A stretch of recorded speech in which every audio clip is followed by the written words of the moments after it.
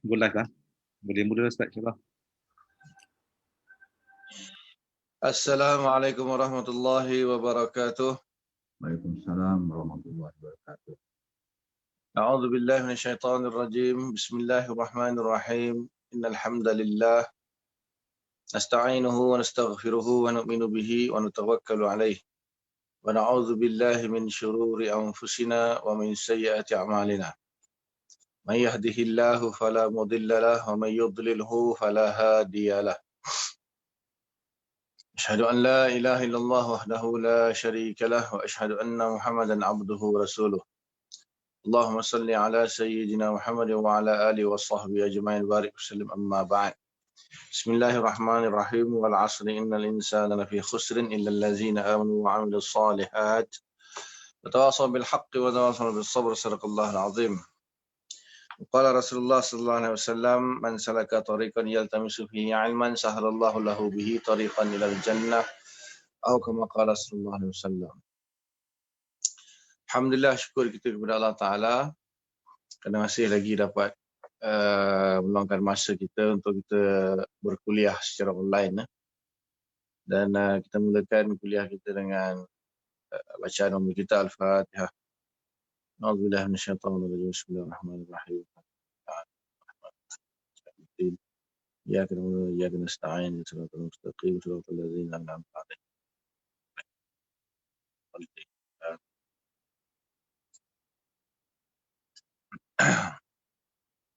Muka surat 36. Kuliah kita ni kuliah akidah. Kuliah yang berkaitan dengan akidah di Sunnah wal Jamaah.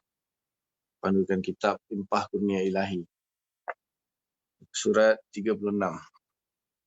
Bab yang ketiga. Tajuk kita pagi ini perbahasan hukum dan asas-asas kaedah akal. Perbahasan hukum dan asas-asas kaedah akal. Fasal pertama, perbahasan tentang hukum. Perbahasan tentang hukum. Definisi hukum.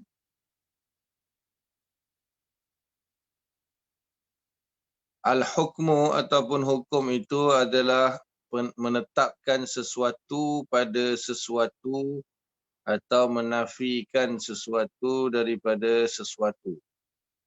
Ataupun penetapan atau penafian hubungan dua perkara. Secara bahasa apa itu hukum? Kita selalu kan kita menghukumi. Jadi apa sahajalah yang kita menetapkan sesuatu pada sesuatu. Menetapkan sesuatu pada sesuatu. Kemudian satu lagi menafikan. Menafikan sesuatu daripada sesuatu. Ataupun satu lagi tak definisi dia penetapan atau penafian. Hubungan dua perkara lah. Jadi sesuatu itu rasanya tahu kot semuanya. Apa itu sesuatu? Sesuatu tu benda yang wujud lah. Kalau secara bahasa sesuatu tu sama ada benda tu wujud ataupun benda tu tidak wujud. Kita kata sesuatu lah. Apa saja. Sama ada dia berbentuk zat ataupun fizikal atau dia berbentuk sifat, berbentuk makna. Berbentuk apa sajalah. Jadi dalam dunia ni memang selalunya kita akan membuat hubungan antara dua perkara. So, kita kata, nasi lemak ni pedas lah. Nasi lemak ni pedas. Kita menetapkan pedas kepada nasi lemak. Pagi ni ada kuliah subuh lah. Pagi ni ada kuliah subuh. Jadi kita menetapkan pagi ni ada kuliah subuh. PKP dilanjutkan sampai 2 bulan 2 lah. PKP dilanjutkan sampai 2 bulan 2. So kita menetapkan lanjutan hukum kawalan pergerakan tu bagi rakyat Malaysia ataupun negeri-negeri yang tertentu sampai tarikh 2 bulan 2. Apa saja.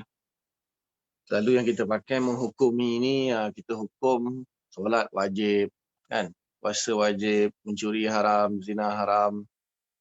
Itu hukum juga. Tapi dia ada itu hukum, itu nanti lepas ni dia akan bahagikan. Akan bahagikan hukum.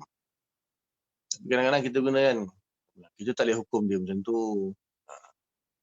Kita tak boleh menghukumi dia macam tu. Dia tak tahu tu. Hukum juga. Ataupun undang-undang. Lampu merah mana boleh jalan. Lampu merah mana boleh berjalan. Itu hukum kan, maknanya kalau lampu isyarat tu berwarna merah, tidak boleh kita menggerakkan kenderaan. Hukum. So apa saja hubungan dua perkara itu namanya menghukumi sesuatu. Api panas, hukum. Aku sakit, hukum. Apa lagi? Faham ? So bila kita tetapkan sesuatu atau kita nafikan sesuatu tu, menghukumi. Secara bahasa. Kemudian seterusnya, adapun hukum itu jika dilihat dari sudut sumbernya. Sumbernya hukum itu. Maka ianya terbahagi kepada 3 bentuk. Antaranya yang pertama hukum syar'i. Hukum syarak. Yang kedua hukum adi. Hukum adat. Yang ketiga hukum akli. Ini akal ataupun logik. Jadi kalau tadi kan menetapkan sesuatu kepada sesuatu atau menafikan sesuatu daripada sesuatu tu mestilah ada yang menetapkan. Mesti ada yang menghukumkan. Siapa yang menghukumkan? Maka di sini ada kata rasa semua benda yang kita hukumi itu, yang akan menghukuminya benda yang berakal ataupun sesuatu yang mempunyai yang hidup lah. Sesuatu yang hidup yang boleh menghukumi. Batu tak tahulah kan, batu boleh menghukumi ke tak boleh. Pokok boleh menghukumi ke tidak, rasanya tak boleh lah kot. So yang akan menghukuminya sama ada Tuhan atau manusia. Kalau malaikat itu wallahu alam dia boleh menghukumi ke tidak. So dia juga makhluk hidup lah. Ataupun dia menghukumi dengan perintah daripada Tuhan. Kemudian jin dan manusia, dua benda hidup dia akan boleh menghukumi.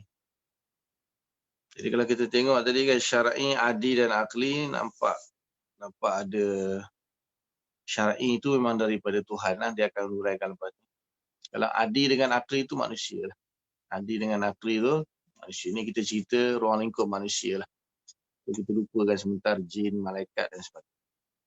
So ada 2 je lah malaikat. Adi dengan akli itu kaitannya dengan manusia. Walaupun semuanya nanti dari Tuhan lah kan. Cuma secara praktikalnya berlaku, kalau syar'i ini memang dari Tuhan lah. Kalau akli dan adi ini dari manusia. Pertama, hukum syar'i. Hukum jenis ini dinamakan sebagai hukum syar'i kerana penetapannya atau penafiannya tidak dapat diketahui melainkan berdasarkan panduan syarak. Berdasarkan panduan syarak. Jadi syarak, dari dalam syarak saja diketahui hukum tu. Contohnya, solat wajib, riba haram. Itu syarak saja yang boleh menentukan, selain syarak tidak boleh. Definisi hukum syar'i ialah suatu khitab ataupun deklarasi penyampaian Allah Subhanahu Wa Taala yang berkaitan dengan perbuatan mukallaf, sama ada dalam bentuk tuntutan, kebenaran membuat pilihan ataupun perkara-perkara yang berkaitan dengan tuntutan dan kebenaran tersebut. Jadi hukum syarak itu adalah khitab Allah. Khitab Allah ni firman Allah lah. Firman Allah ataupun di istilah dia kata apa, deklarasi penyampaian tu, yang berkaitan dengan perbuatan mukallaf. Yang berkaitan dengan perbuatan mukallaf.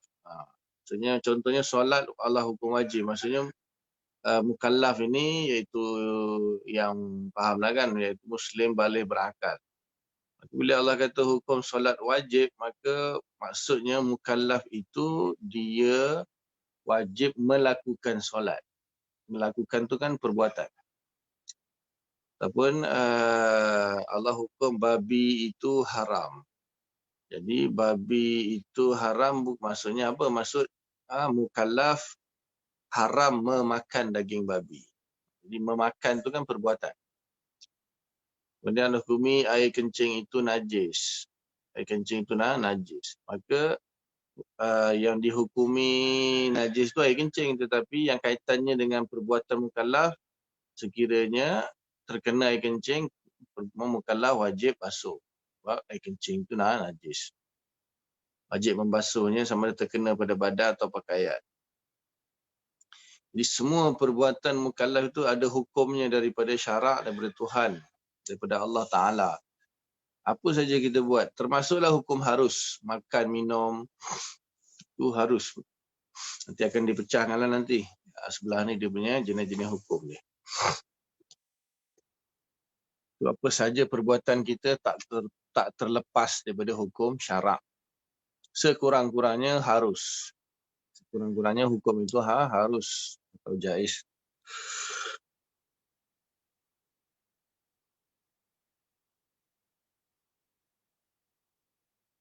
Sama ada dalam bentuk tuntutan,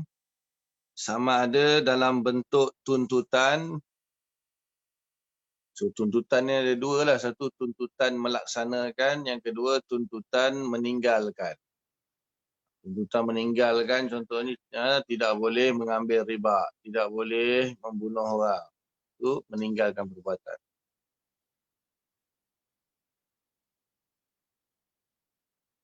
Kebenaran membuat pilihan. Sama ada dituntut atau diberi pilihan. Satu lagi dalam bentuk diberi pilihan. Nak buat boleh, tak nak buat pun boleh. Itu haruslah benda yang harus. Atau perkara-perkara yang berkaitan dengan tuntutan dan kebenaran tersebut. Ini dipanggil hukum wada'i ataupun perletakan hukum. Itu pun termasuk di bawah hukum syarak. Contohnya solat subuh kan. Solat subuh atau solat 5 waktu. Memang wajib hukum dia kita tahu. Tapi bukan boleh solat bila-bila masa kita suka. Dia ada syarat-syarat dia. Dah masuk waktu baru boleh solat. So subuh ada waktunya daripada terbit fajar sampai terbit matahari. Jadi dia ada tu. Dia punya syarat-syarat sah dia. Jadi kalau sebelum masuk waktu kita tak boleh solat. Walaupun solat subuh tu wajib, tapi belum masuk waktu kita tak boleh solat. Pasal apa? Belum. Syarat sahnya belum berlaku. Maksudnya belum masuk waktu. Antara syarat sahnya kan masuk waktu. So masuk waktu itu dengan terbitnya fajar. So terbitnya fajar itu bukanlah kita yang menerbitkan fajar itu. Tuhan yang mengatur alam ini menerbitkan fajar. Cahaya yang putih di ufuk timur itulah. Kemudian sampai terbit matahari. Terbit matahari pun itu bukan kita punya perbuatan. Tuhan punya perbuatan.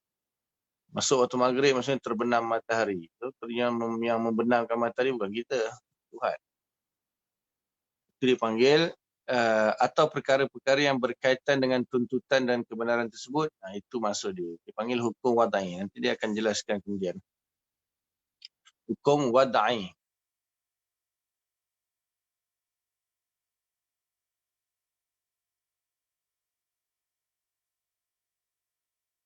Kitab atau kalam Allah di sini merangkumi kalam para rasul tentang perkara-perkara syariat kerana mereka dilantik untuk menyampaikan risalah dan kalam Allah Subhanahu wa taala, dan mereka terpelihara daripada melakukan kesalahan dalam penyampaian risalah tersebut. So asalnya khitabullah, tetapi disampaikan khitabullah itu oleh para rasul. Iaitu dibawa sendiri kalam Allah tu yang kita panggil hari ini Al-Quran lah, yang merupakan kalam Allah yang mengandungi hukum-hukum di situ. Tetapi ada satu lagi yang dinamakan hadis.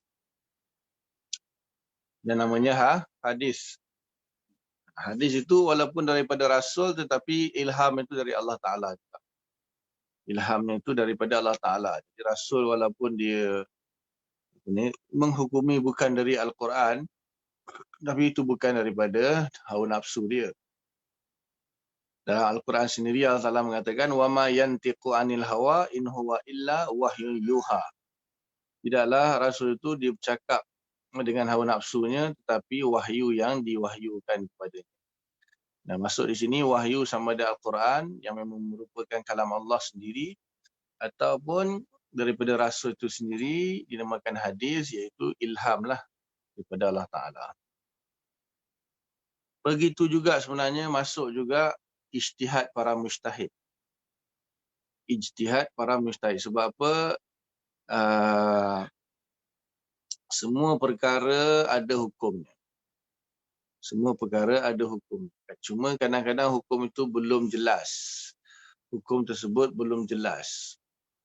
Memang itulah aturan Allah Ta'ala begitu. Sebenarnya setiap hukum, setiap perkara itu sudah ada hukumnya fi nafsil amri. Sudah ada hukumnya. Cuma ada sebahagian hukum belum jelas, akhirnya peluang itu diberikan oleh Allah Ta'ala kepada umat, terutamanya umat kita lah, umat Nabi Muhammad SAW. Maka sebahagian umat Nabi yang diangkat oleh Allah Ta'ala sebagai ulama mujtahid. Sebagai ulama mujtahid, mereka juga diberi peranan untuk bukan menghukumi, walaupun zahirnya nampak mereka mengeluarkan hukum, tetapi mereka sebenarnya memilih ataupun menjelaskan hukum-hukum yang asalnya sudah ada, cuma belum jelas, belum nampak. So mereka menampakkan hukum tersebut, ataupun sebenarnya mereka memilih hukum-hukum yang sesuai bagi seseorang. Contohnya kalau macam sekarang kan, tidak boleh solat Jumaat. Kita tahu bahawa solat Jumaat tu wajib. Maka mufti maka dia telah mengkaji dan mengeluarkan hukum tidak boleh solat Jumaat. Masalah ni kan, hukumnya sudah pun ada, iaitu wajib solat Jumaat. Tiba-tiba mufti di Malaysia mengatakan tidak boleh solat Jumaat. Jadi kalau benarlah hukum yang dia beri itu sesuai dengan keadaan, maka selamatlah dia. Tapi kalau hukum yang diberikan itu tak sesuai, sebenarnya ada agenda di sebaliknya, sekiranya lah, nanti jawablah dia. Di akhirat nanti tak lepaslah jawablah. Atau dia cuai dalam buat hukum, atau dia sebenarnya tidak layak untuk menjadi mufti yang sebenarnya, tapi dilantik berdasarkan kepentingan politik misalnya atau sebagainya lah misalnya. Maka itu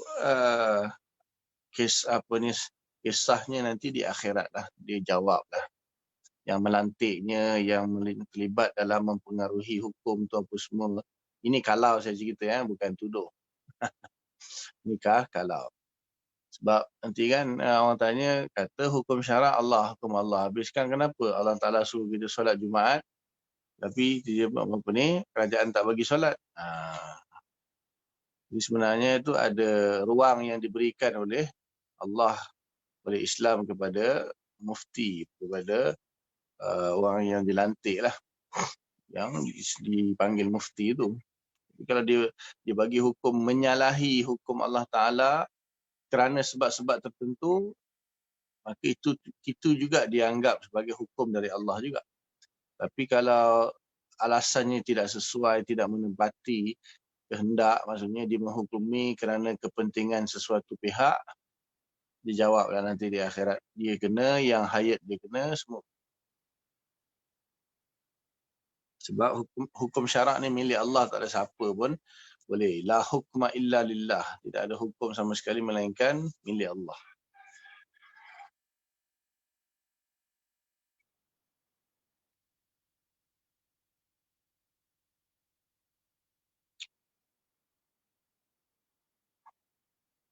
Jadi Rasul tadi dikata terpelihara daripada melakukan kesalahan dalam penyampaian risalah tersebutlah. So disebabkan Tuhan mengutuskan rasul dia untuk menyampaikan hukum daripada dia, maka pastilah Tuhan akan memelihara rasul tersebut daripada melakukan kesalahan. Kalau tak, nanti akan dipertikaikan. Betul ke ini Tuhan punya hukum tanpa rasul tu tersilap? Kan? Seperti mana yang mufti tadilah, mungkin tersilap, tapi kalau rasul tak mungkin silap. Kalau rasul tak mungkin silap. Itu jaminan daripada yang menghukumi itu sendiri, iaitu Allah Subhanahu Wa Taala. Maksud mukallaf pula ialah seseorang yang baligh dan berakal, yang mana sejahtera panca inderanya untuk mengetahui dakwah Islam dan sampai pula dakwah Islam kepadanya. Ini ciri-ciri mukallaf, iaitu yang sudah baligh. Tahulah semua kan, baligh dalam fiqh dibahas baligh. Berakal maksudnya bukan orang gila. Yang mana sejahtera panca inderanya untuk mengetahui dakwah Islam dan sampai pula dakwah Islam kepadanya, tambah sikit, secara mutawatir. Sampai dakwah secara mutawatir. Sejahtera panca inderanya iaitu tidak pekak dan tidak buta. Dua je, kalau bisu tak apa. Ini tidak pekak dan buta bersamaan lah. Kalau pekak saja maka boleh melihat. Kalau bisu buta saja boleh mendengar. Masih lagi mukallaf. Tapi kalau pekak dan buta dia bukan mukallaf. Tapi dengan syarat pekak dan buta sebelum baligh. Kalau dah lepas baligh, dah sampai dakwah, lepas tu baru pekak dan buta, kena juga buat. Dia masih lagi mukallaf. Faham Dia tak ada alasan. Tapi nasiblah katakanlah dia ni orang yang jauh daripada agama lah. Misalnya Islam tapi tak semayang, tak apa, tak belajar lah semua. Lepas tu mak gempit misalnya. Umur 20 pun tak habis-habis duk gempit lagi. Lepas tu accident, buta dan pekak. Tak dan lah nak belajar. Tak dan nak belajar solat. Sebelum tu tak belajar langsung, duk gempit je kerja. Contoh. Tak sempat dia nak belajar. Ataupun dia belajar sikit, dia lupa lah. Lepas tu dia buta dan pekak. Dia tak reti nak semayang, nak ajar. Macam mana orang buta dan pekak? Maka dia berdosa tu. Dia berdosa semua hidup dia. Dia berdosa kerana meninggalkan segala kewajipan dia dengan walaupun alasan dia dah buta pekak tak ada nak belajar. Sebab apa? Sebenarnya dia ada tempoh daripada umur baligh dia. Ketika dia mula baligh sampailah dia buta pekak tu. Katalah ada 5 tahun. Maka dalam masa 5 tahun tu macam-macam benda dia boleh belajar. Tapi dia tak belajar, dia merempit. Lepas tu accident, buta dan pekak. Maka dia berdosa semua hidup. Yang dimasukkan sejahtera panca indera tu kalaulah dia buta dan pekak sebelum baligh, maka dia bukan mukallaf. Maksudnya dia tak payah semayang, tak payah apa. Hidup macam biasa. Sebab apa dah buta pekak, nak ajar macam mana? Sampailah dia mati masuk syurga yang khusus. Itu juga orang gila lah. Faham Itu maksud mukallaf. Adapun khitab Allah dalam bentuk tuntutan. Maka secara umumnya ada 2 bentuk tuntutan, iaitu pertama tuntutan untuk melakukan sesuatu perbuatan. Ia terbahagi kepada 2. Yang pertama tuntutan yang muktamad, iaitu ada dalil yang kuat menunjukkan perintah untuk melakukannya dan diancam dosa bagi yang meninggalkannya dengan sengaja. Ia dinamakan sebagai kewajipan ataupun wajib atau betul wujub. Wajib bukan wajib lah, kewajipan. Wajib nanti benda yang dituntut itu dipanggil wajib lah. Tuntutan tu dipanggil pengwajipan. Yang menuntutnya Tuhan. Tuhan mewajibkan. Tuhan bukan wajib. Tuhan mewajibkan. Nanti perkara yang diwajibkan itu dipanggil wajib. Maksudnya tuntutan yang mesti. Tuntutan yang mesti. Yang dia kata ada dalil yang kuat itu maksudnya bagi kita lah. Kita, macam mana kita tahu itu itu adalah tuntutan yang utama sebab dia ada dalil yang kuat. Kalau Tuhan tak perlu dalil lah kan. Tuhan dia nak menuntut satu benda dia tak perlu dalil. Cuma dia akan menunjukkan benda tu, so kita melihatnya satu dalil yang kuat. Bukan kita lah, para ulama'. Para ulama' melihatnya ada satu dalil yang kuat, maka dia dibagi. Dikatakan satu kewajipan. Perkara yang dituntut tu akan dipanggil wajib. Yang kedua, tuntutan yang tidak mutamad. Mutamad maksudnya tukar ambil perkataan mesti pun boleh lah. Tuntutan yang tadi tuntutan yang mesti yang dilakukan, yang ni tuntutan yang tidak mesti. Ada tuntutan tetapi tidak mesti. Iaitu ada dalil menunjukkan perintah melakukannya tetapi tidak diancam dosa bagi yang meninggalkannya dengan sengaja. Ia dinamakan sebagai mustahab atau sunat. Ada tuntutan tetapi tak mestilah buat dapat pahala, tak buat tak berdosa. Yang kedua, tuntutan untuk meninggalkan sesuatu ataupun larangan dipanggil. Tuntutan juga tapi bukan untuk melakukan, untuk meninggalkan. Itu dipanggil larangan. Juga terbagi kepada dua, iaitu larangan yang mesti, muktamad ataupun mestilah, mesti ditinggalkan. Iaitu ada dalil yang menunjukkan larangan daripada melakukan sesuatu dan diancam dosa dan seksa bagi pelakunya dengan niat.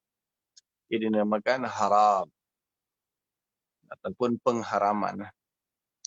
Yang kedua, larangan yang tidak muktamad, iaitu ada dalil yang menunjukkan larangan daripada melakukannya namun tiada ancaman dosa bagi pelakunya dengan niat.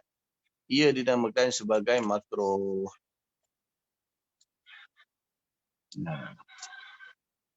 Ini benda yang sebenarnya mudahlah, satu mudah, satu lagi tak perlu tidak perlu disyarahkan secara panjang lebar lah. Kecuali macam bab sebelum ni kan, itu memang kena panjang lebar dibahas.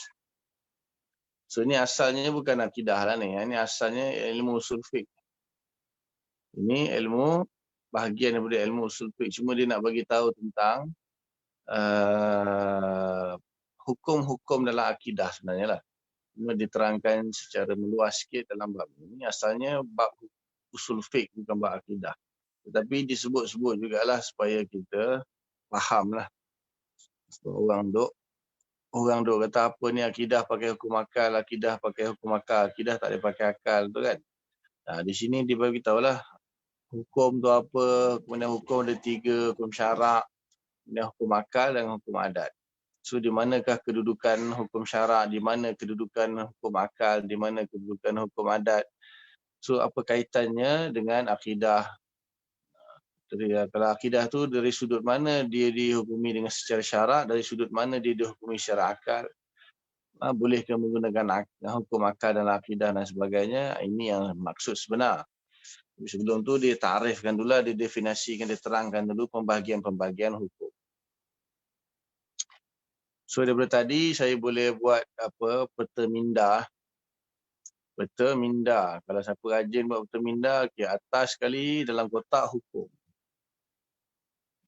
Hukum. Lepas tu pecah 3, cabang 3, hukum syarak, hukum akal, hukum adat. Bahagian syarak tu pecah 2. Bahagian syarak tu pecah 2. Satu dipanggil hukum taklifi, satu dipanggil hukum wada'i.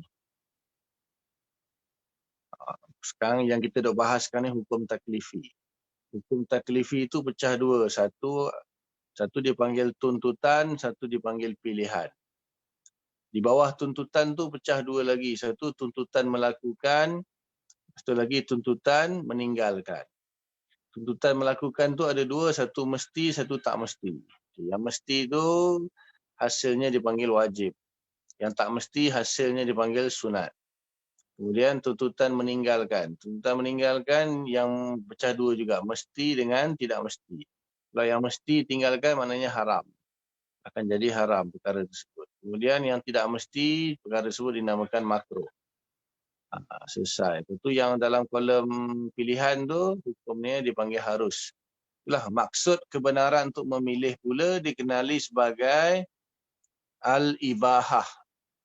atau keharusan, iaitu seseorang mukallaf diberi izin untuk melakukannya atau meninggalkannya tanpa pemberatan di mana-mana bahagian. Pilihan, dipilihlah, nak buat boleh, tak nak buat pun boleh. Kalau buat pun tak dapat apa-apa, tak buat pun tak dapat apa-apa. Dari segi pahala dan dosa lah. Itu dia punya peta minda dia, mudah nampak. So dia kata kelima-lima ni dinamakan sebagai hukum taklifiyah. So kesimpulannya kita kata hukum taklifiyah tu ada 5 lah. Hasilnya last sekali iaitu wajib, sunat, harus, makruh, haram. Itu je dia nak bagi tahu. Cuma dia hurai-huraikan lah. Bentuk-bentuk tuntutan, bentuk-bentuk pilihan. Dan tuntutan ada bentuk melakukan, ada bentuk meninggalkan. Kemudian ada yang mesti, ada yang tak mesti. Hasilnya 5 je. Yang kita duk belajar selama ni yang kita dah tahu lah. Maknanya dipanggil hukum taklifiyah tu ada 5, iaitu tuntutan untuk melakukan yang mesti dipanggil kewajipan, kemudian tuntutan yang tidak mesti dipanggil kesunahan, kemudian tuntutan meninggalkan yang mesti dipanggil keharaman, tuntutan untuk meninggalkan yang tak mesti dipanggil kemakruhan, dan satu lagi pilihan, iaitu dipanggil keharusan ataupun ibahah. Semuanya dipanggil hukum taklifi. Faham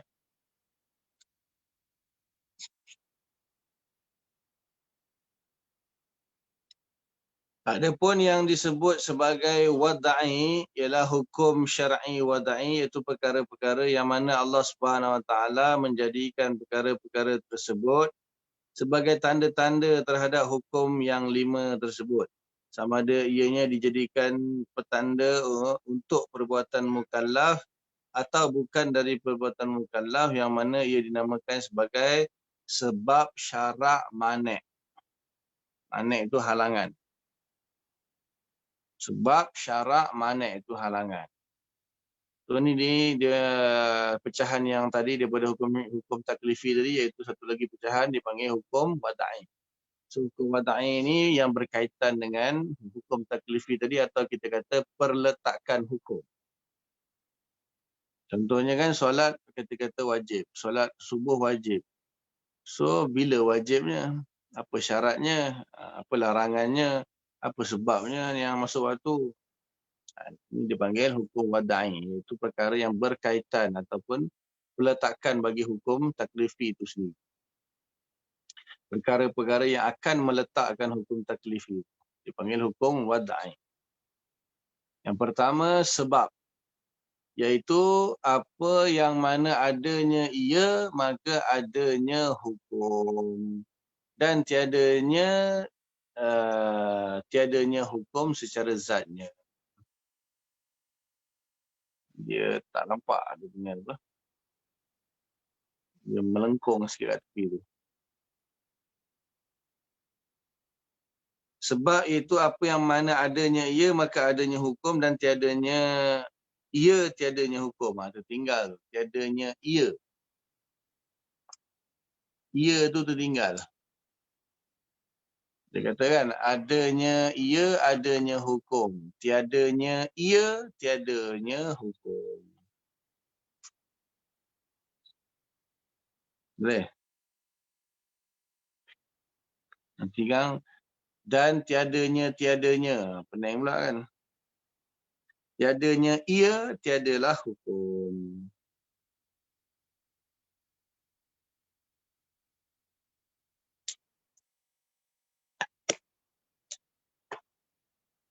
Maka dia ada, dia hukum pun ada. Dia tak ada, hukum tak ada. Sebagai contoh, terbenamnya matahari adalah sebab masuk bagi waktu maghrib. So bila adanya adanya tu maksudnya berlakunya lah. Berlakunya terbenam matahari, maka masuklah waktu maghrib. Itu jugalah terbitnya fajar shadiq, masuklah waktu subuh. Terbitnya matahari, habislah waktu subuh. Kemudian tergelincirnya matahari, masuklah waktu zuhur. Bayang-bayang menjadi sama panjang, masuklah waktu asar. Dan sebagainya. Contohnya adanya mabuk, adanya haram. Minuman yang sesuatu apabila ada unsur mabuk dia diharam, unsur khayal dia haram. Itu sebab. Itu sebab. Yang kedua syarat. Iaitu adanya sesuatu secara hukum syarak bergantung kepada adanya syarat tersebut sedangkan ianya di luar daripada hakikat perkara tersebut. Namun wujudnya ia tidak menyebabkan wujudnya sesuatu secara langsung tetapi ketiadaannya membawa kepada ketiadaan sesuatu perkara tersebut. Sebagai contoh, syarat solat ialah wuduk. Maka adanya solat itu berkait rapat dengan adanya wuduk itu terlebih dahulu. Jika tiada syarat sesuatu ibadah, namun jika ada syarat tidak semestinya, jika tiada syarat, tiada sesuatu ibadah. Jika tiada syarat, tiada satu ibadah. Namun jika ada syarat, tidak semestinya ada ibadah tersebut. Syarat pula dia hampir sama dengan sebab tetapi dia ada sikit perbezaan. Yang pertama, syarat itu dia bukan bahagianlah daripada perbuatan tersebut, dia di luar. Contohnya wuduk. So kita ambil wuduk dulu baru kita solat kan. So wuduk tu tak dikerjakan di dalam solat. Wuduk tu dikerjakan sebelum solat. Tapi kalau rukun nanti, itu dalam bab lainlah. Di sini dia tak masukkan rukun pasal apa rukun itu nanti dalam hukum taklifi. Rukun tu hukum taklifi sebenarnya, iaitu macam contohnya kita kata qiyam kan. Qiyam wajib, baca Fatihah wajib, rukuk wajib, i'tidal wajib, sujud wajib. Maka itu rukun tu dalam hukum taklifi. Di sini syarat maksudnya dia di luar syarat yang menyebabkan sahnya sesuatu perbuatan dan dia berada di luar pada hukum, maksudnya dia bukan dilakukan semasa melakukan perkara tersebut lah. Contohnya wuduk kan. So kita kalau ada bila tidak ada wuduk tak sah solat. Tidak ada wuduk tidak sah solat. Walaupun dia solat. Walaupun dia solat. Maksudnya walaupun dia mengerjakan solat tapi tanpa wuduk, maka tak sah solat. Sebab apa? Tak ada wuduk. Tetapi kalau ada wuduk, belum tentu ada solat. Maknanya kalau ada wuduk, dia tak semayang lagi. Maknanya wuduk dah ada tapi tak semayang lagi kan. Maknanya belumlah ada solat. Atau wuduk ada dia semayang tapi tak menghadap kiblat. Ataupun ada wuduk dia semayang tapi tak masuk waktu lagi. Tak sah juga. Jadi tidak ada wuduk, tak ada solat. Maksudnya tak akan dihukumi sah solat. Tapi kalau ada wuduk, belum tentu lagi. Belum tentu lagi ada solat. Tengok kepada syarat yang lain lagi. Tengok kepada sebab yang lain lagi baru dihukumi. Faham Yang ketiga, halangan ataupun manik, iaitu wujudnya ia, halangan tersebut menyebabkan tidak wujudnya sesuatu itu secara hukum syaraknya atau tidak wujudnya sebab atau batalnya ia. Contohnya wanita yang haid. Wanita yang sedang haid. Wanita yang sedang haid ni maknanya bila wujudnya haid maka tidak ada hukum. Maksudnya solat itu diharamkan. Asalnya kan solat itu wajib, tetapi bila wanita itu kedatangan haid maka dia haram solat. Maka bila wujudnya manik maka tidak ada hukum. Tidak ada hukum wajib solat tu tak adalah bagi wanita yang haid. Ketika itulah ketika dia sedang haid.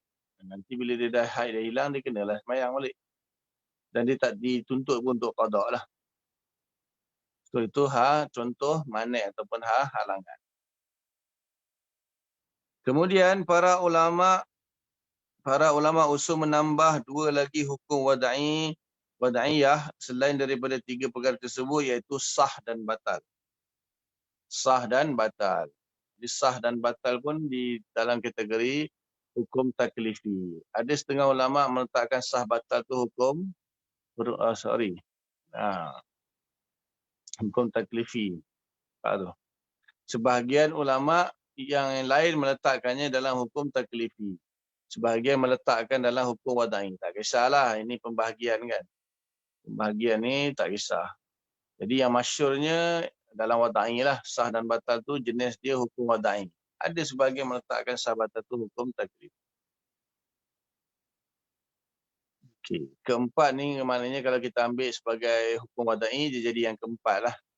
Sah. Sah apa itu sah? Iaitu amal tersebut mendapat kesannya secara syariat atau terlepas daripada beban tugas kerana telah melakukannya.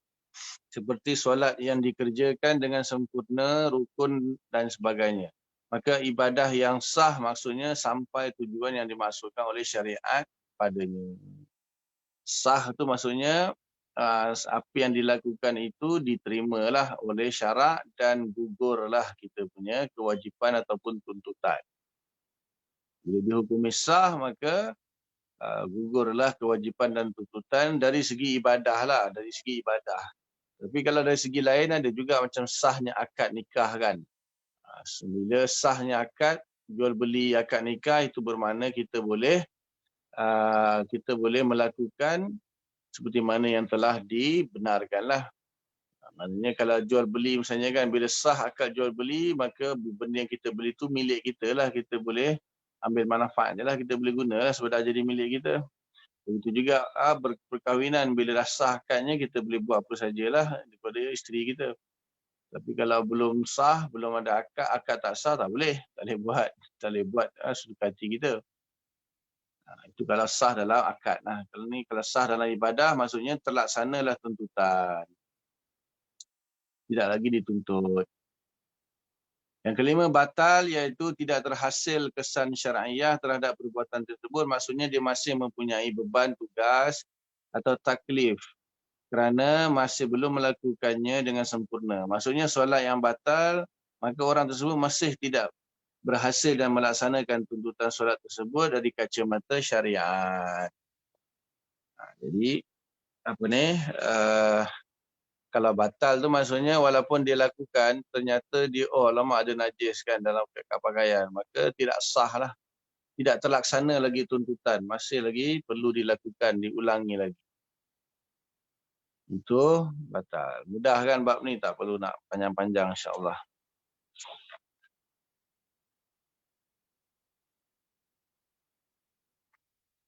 Lagi. Sambung lagi. Ikut pada ni. Kalau nak sambung. Audience. Boleh sambung Ustaz, sambung. Sambung okey. Jadi kita selesai hukum hukum akal, hukum syarak. Yang ni yang kedua hukum adat. Hukum adat. Dipanggil dalam masyarakat adi lah. Definisi hukum adat ialah penetapan ataupun isbat. Itu bahasa Arab tu isbat lah. Suatu ikatan antara satu perkara dengan perkara yang lain. Satu perkara dengan perkara yang lain sama juga tadi macam hukum hukum syarak lah, sebab namanya hukum tu mesti ada penetapan ataupun penafian lah. Sama ada ikatan atau perhubungan tersebut berbentuk wujud ataupun tiada. Wujud ataupun tiada lah. Dengan perantaraan takrar, yakni kekerapan ataupun berulang kali. Yang mana ia boleh berlaku secara lambat ataupun tidak ada memberi kesan salah satunya kepada yang lain sama sekali. Apa yang dimaksudkan dengan perantaraan pengulangan ataupun kekerapan adalah suatu ikatan perhubungan antara dua perkara yang menjadi kebiasaan atau kelaziman yang mana ianya sentiasa berlaku, seperti pembakaran pada api, di mana setiap kali diletakkan sesuatu ke dalam api maka berlakunya pembakaran padanya. Maka adanya hubungan secara kebiasaan antara api dengan pembakaran.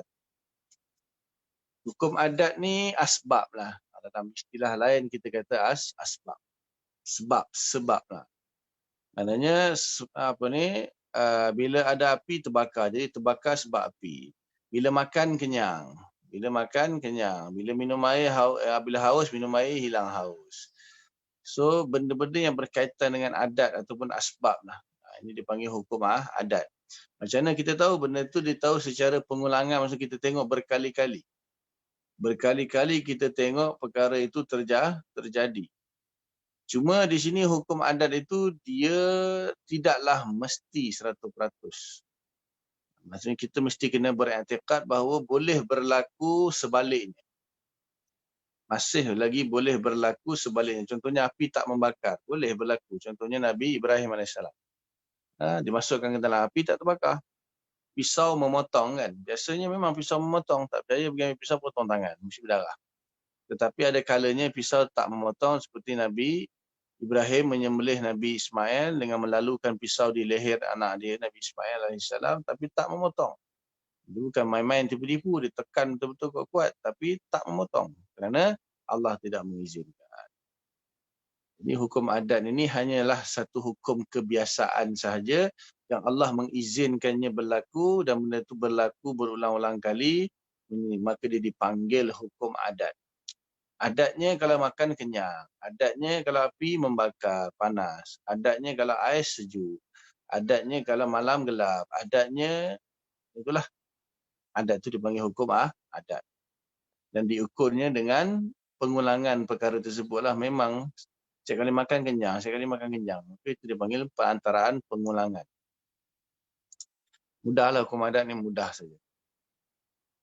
Ada 4 jenis ikatan perhubungan. Yang pertama, ikatan antara ada dengan ada pada sebab kebiasaan.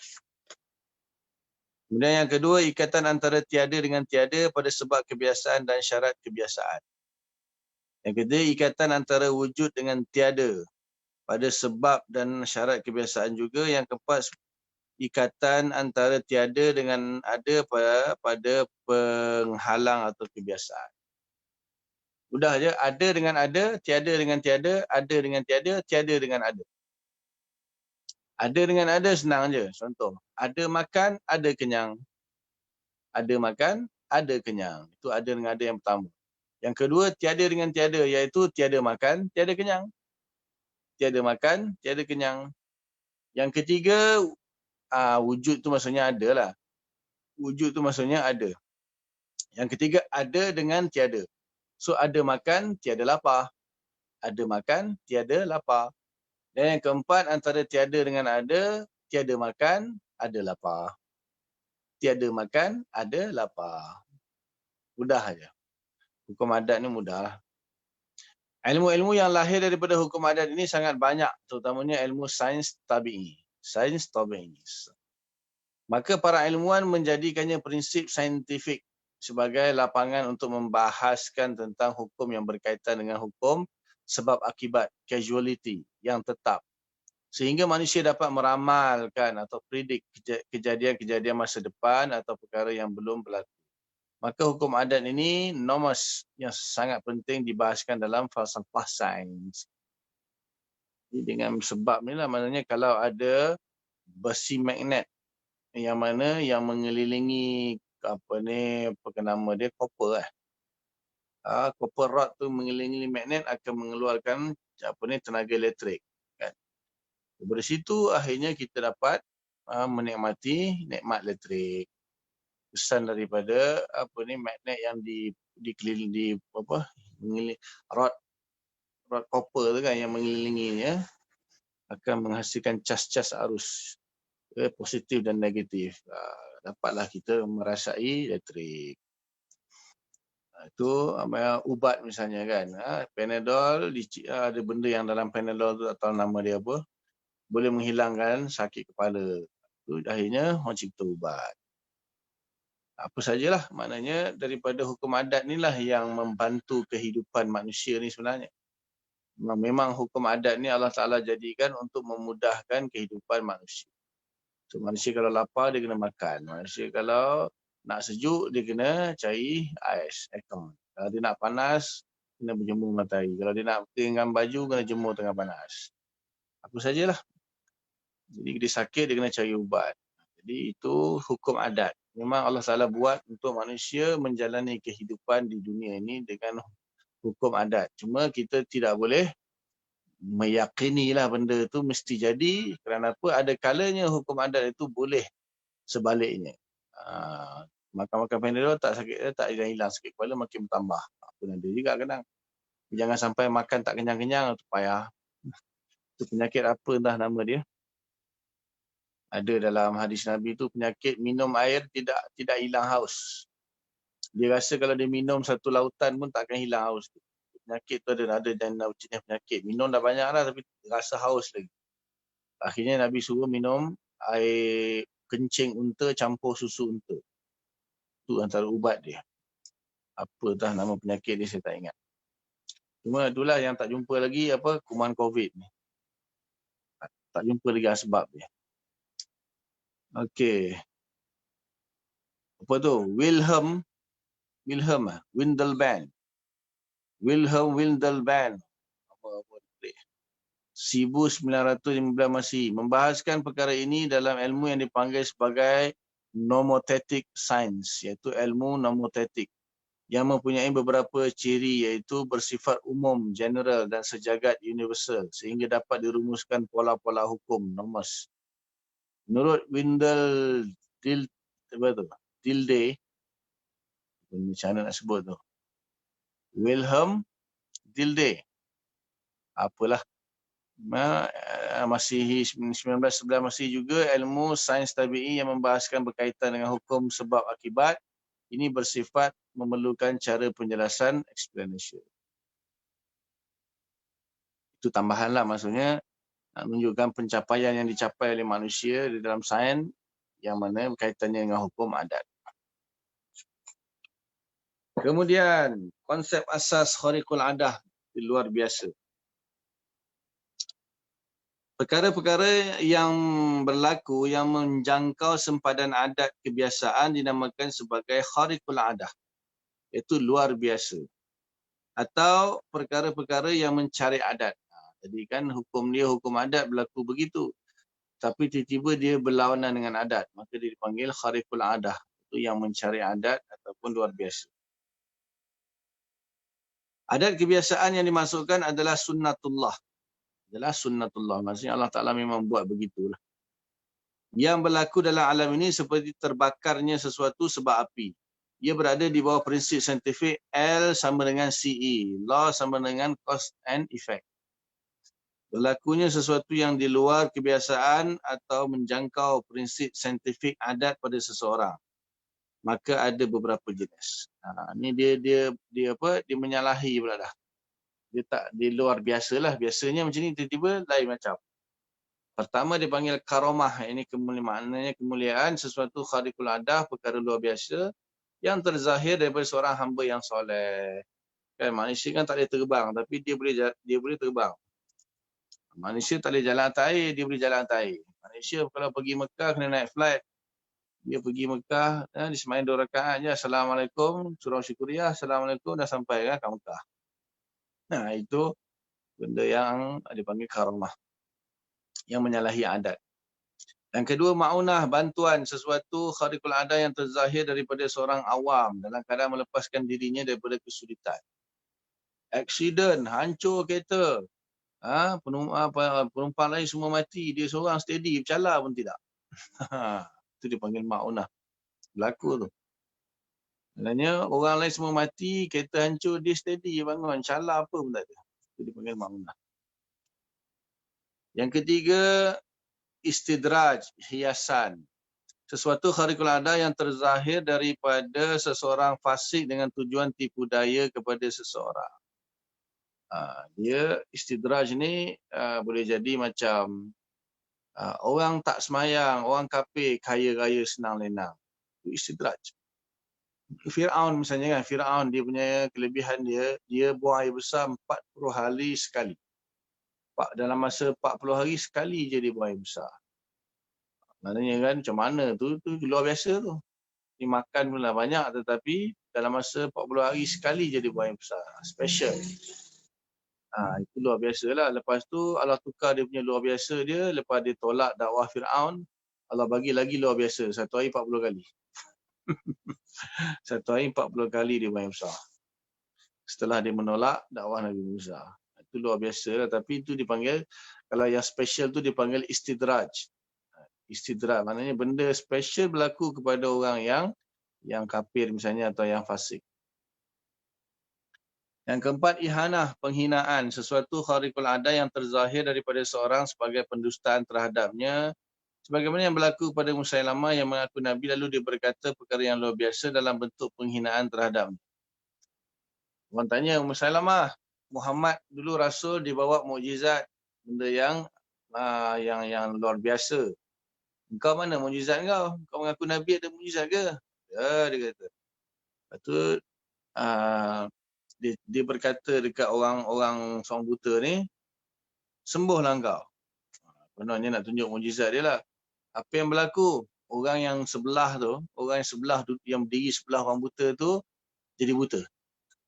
Dia cakap dekat orang buta tu, sembuhlah engkau kan. Kononnya nak tunjuk mukjizat dia boleh menyembuhkan orang buta lah. Tetapi apa yang Allah buat, Allah nak hina dia, Allah bukan sembuhkan orang buta tu, Allah jadikan orang sebelah tu buta. Tiba-tiba, maknanya benda tu khariqul ada lah, dengan percakapan saja boleh jadi buta.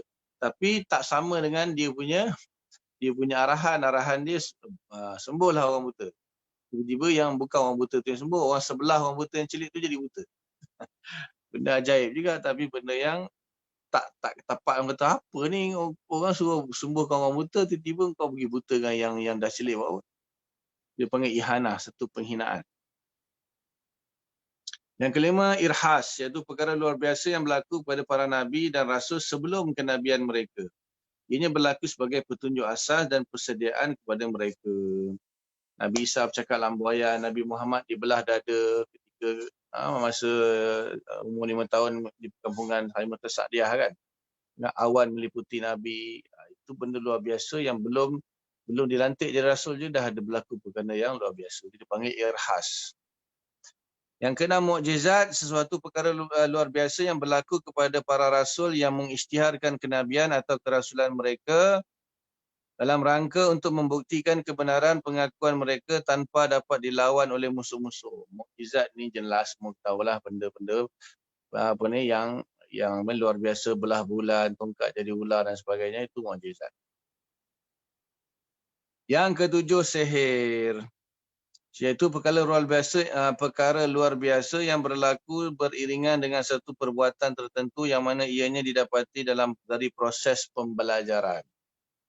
Ia juga ada dan diakui kewujudannya dalam ajaran Islam. Hukum mempelajari dan mengamalkannya adalah haram. Barang siapa yang melakukannya atau mendatangi orang yang mengamalkannya, maka dia telah berdosa besar. Cuma sebagian ulama kata sihir ni memanglah dia agak luar biasa, menyalahi adat, tetapi sebenarnya dia boleh dipelajari. Bagi orang yang mempelajari sihir ni, bagi dia tak luar biasa lah. Bagi orang awam, sihir ni termasuk luar biasa. Tapi setengah ulama kata sihir bukan perkara luar biasa kerana dia boleh dipelajari. Siapa yang belajar, dia akan boleh buat sihir. Tapi hukum dia haram lah. Belajar dan mengamalkan hukum dia haram. So itu semua ketujuh perkara yang menyalahi hukum adat. Sebagai tajuk tambahan lah daripada hukum adat. Maksudnya dia menyalahi adat. Ada 7 di situ. Dan selesailah 2 hukum, akan masuk insya-Allah hukum akal. Iaitu hukum akal ialah penetapan sesuatu terhadap sesuatu atau penafian sesuatu daripada sesuatu tanpa berkaitan dengan pengulangan atau keterapan. Seperti hukum adat tadilah. Dan tanpa disandarkan kepada syarak. Dia ada 3 bahagian iaitu wajib, mustahil dan harus, sebagaimana akan dibahaskan kemudian. Muka surat sebelah itu sampailah muka surat sampai habis kita akan bahas hukum akal. Sebab tu dia akhirkan pembahasan hukum akal kerana di sini akidah ni di situlah peranan hukum akal. Nanti insya-Allah kita akan sambung pada akan datang. Wallahu a'lam. Soalan. Ada soalan?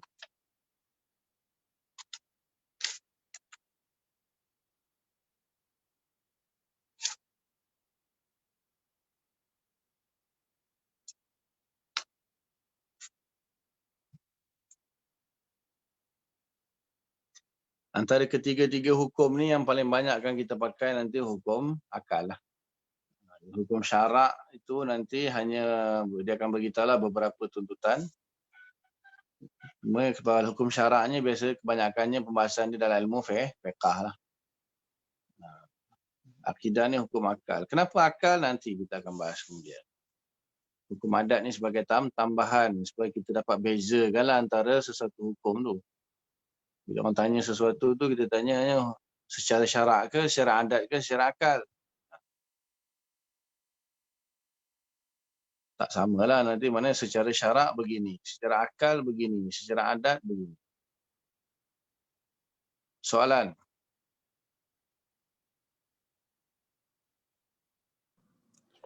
Assalamualaikum Ustaz.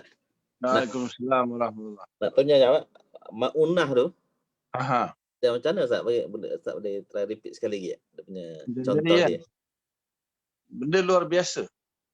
Benda luar biasa berlaku kepada orang biasa. Kalau berlaku kepada orang soleh, dia panggil karamah. Tapi berlaku kepada orang biasa, dia jadi dipanggil maunah. Macam tadilah accident kan. Kalau ikutkan kebiasaan mati dah. Kereta hancur, orang lain mati, dia tak mati. Bahkan bukan tak mati je, syalah sikit pun tidak contohnya. Luar biasa tu. Dia ada asbab tak Ustaz? Contohnya dia macam ada accident tadi katakan dia ada tilam di depan dia. Mungkin asbab dia sebab dia tilam lah. Ataupun dia memang secara logiknya dia macam dia kena besi, kena kayu tapi tak mati. Ke macam tu? Macam tu. Kebal ke misalnya, tapi bukan dipelajari lah. Kalau dipelajari misalnya itu namanya mungkin sihir, mungkin ada faktor-faktor lain lagi. Ini benda yang dia tak makan 3 hari steady je. Uish, ya betul 3 hari tak makan, boleh jogging 10 km. Contoh. Itu luar biasa. Apa saja yang luar biasa, yang pelik, apa saja. Yang menyalahi adat lah. Sepatutnya macam ni berlakunya, tetapi contohnya, aku dah seminggu tak mandi, badan wangi je. Uish, hebat tu . Seminggu tak mandi, badan wangi lagi, bayangkan. Kalau ikutkan 2 hari, sehari tak mandi, berbau peng badan kan. Contoh lah, ni contoh je. Berlaku ke tidak tu tak pastilah. Tapi dia biasa je. Dia orang biasa, dia bukan orang yang soleh. Ataupun orang biasa ni orang biasa. Boleh jadi pada orang kafir pun boleh. Tapi kalau orang kafir lebih kepada istidraj lah. Lebih kepada istidraj. Sebab kisah ada satu kalau kenal Syekh Hamzah Yusof. Amerika punya scholar. Seorang scholar daripada Amerika. Syekh Hamzah Yusof. Kenal kan? Biasa tengok. Pernah datang Malaysia juga bagi talk kat WTC. Dia Kristian, umur 17 dia masuk Islam. Sekarang dia jadi ulama'. Dia belajar, lepas tu dia balik Malaysia, dia belajar. Dia cerita lah, dia sebab dia masuk Islam. Antaranya maunah tu lah. Tak nak kata istidraj ke tidak, tapi dia accident teruk jatuh gaung, tak jadi apa kat dia. So dia jadi pelik. Dia kata mesti ada something, ada kuasa yang menyelamatkan dia. Kalau tidak nak ikutkan, dia mati dah. Ketika itu dia dapat hidayat lah. Dia pergi berjumpa dengan ada imam dekat sana, kat New York sana, masuk Islam. Ini benda yang luar biasa berlaku kepada orang biasa. Jadi kalau tak ada apa pun, dia nak bagi tahu di sini nama je kan. Kalau berlaku kepada orang soleh, dia panggil karamah. Berlaku kepada Nabi, panggil mukjizat. Yang penting benda tu luar biasa lah. Menyalahi kebiasaan. Nak ke?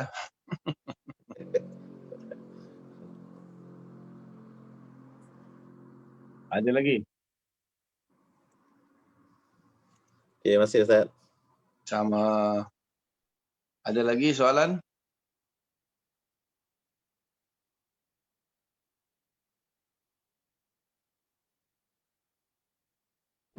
Tak ada kot. Tak ada Tak ada Ustaz. Okey. Malam ni ada maghrib Mana Fauzi? Malam ni maghrib Malam maghrib. Soal Muslim. Betul. Jadi setakat tu dulu apa yang baik daripada Allah Subhanahu Wa Taala, apa yang tak baik kelemahan saya lah, minta ampun kepada Allah, minta maaf kepada semua. Mudah-mudahan Allah Taala bagi taufik kita faham akan sampaikan dan kita tangguh dengan kafarah majlis. Subhanallah bihamdika أشهد أن لا إله إلا أنت أستغفرك وأتوب إليك. بسم الله الرحمن الرحيم. والصلاة والسلام على الذين والسلام على المرسلين والحمد لله رب العالمين. السلام عليكم ورحمة الله وبركاته. وعليكم السلام. Terima kasih Ustaz. Assalamualaikum. Terima kasih Ustaz. Sama. Thank you, Ustaz.